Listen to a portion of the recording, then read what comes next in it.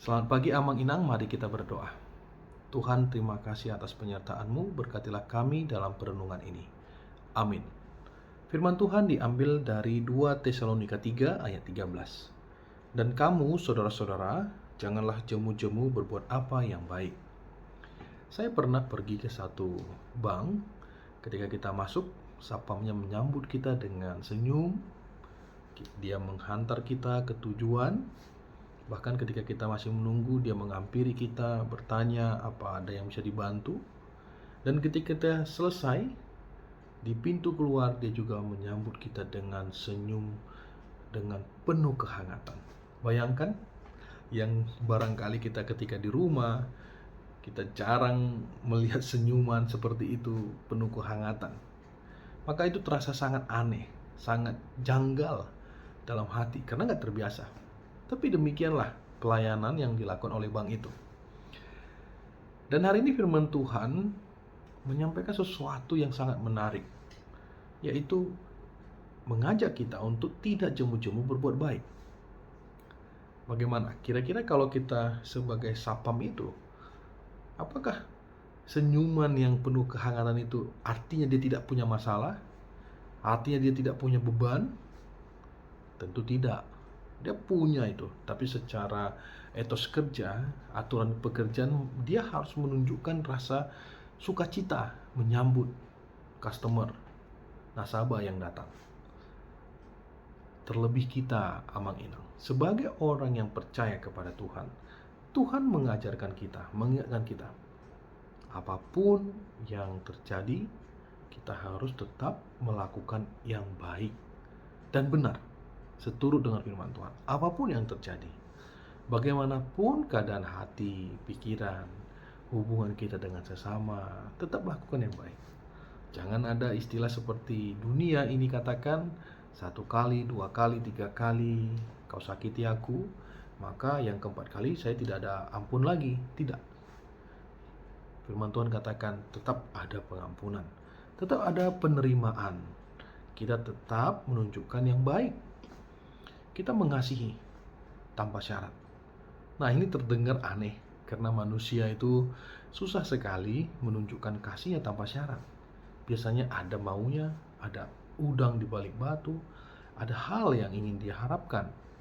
Tapi firman Tuhan mengajarkan kita tidak demikian. Berbuat yang baik tanpa jemu-jemu itu bukan karena sesuatu, tapi karena Yesus sendiri yang mengajarkan kita, karena iman kita yang mengajarkan kita. Amang dan Inang, dalam berbuat baik itu sebenarnya penting sekali.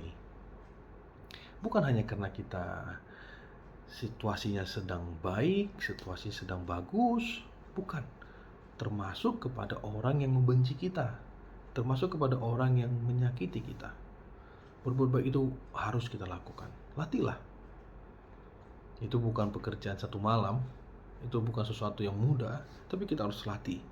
Kita harus terus berpegang pada firman Tuhan. Apa yang dikatakan Tuhan kita kerjakan.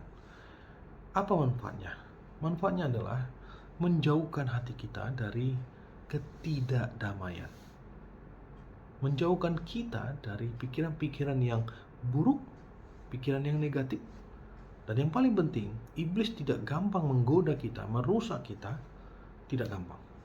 Dia akan pergi ketika kita terus melakukan yang baik. Terus kita menyadari bahwa kita ini manusia yang lemah, tidak terlepas dari dosa. Belum tentu saya lebih baik daripada Amang Inang, meskipun saya pendeta. Setiap orang punya kelemahan dan kelebihan. Marilah kita bisa saling memahaminya dan menerimanya, meskipun itu butuh proses. Tapi ketika kita punya iman kepada Tuhan, kita sungguh-sungguh percaya kepada Tuhan, ini bisa. Maka kalau kita perhatikan di ayat-ayat selanjutnya, ayat 14 dan 15, kata firman Tuhan bahwa kita menghadapi orang-orang yang marah kepada kita. Kata firman Tuhan, kita harus menegurnya dalam kasih. Untuk sementara waktu barangkali kita tidak perlu bergaul dulu, tapi kita harus menegurnya dalam kasih, kita harus mengasihinya. Ya, benarlah apa yang dulu petua-petua katakan, opung dulu atau orang tua dulu katakan, bahwa jangan bergaul kepada pergaulan yang buruk, tapi jangan benci orang-orangnya.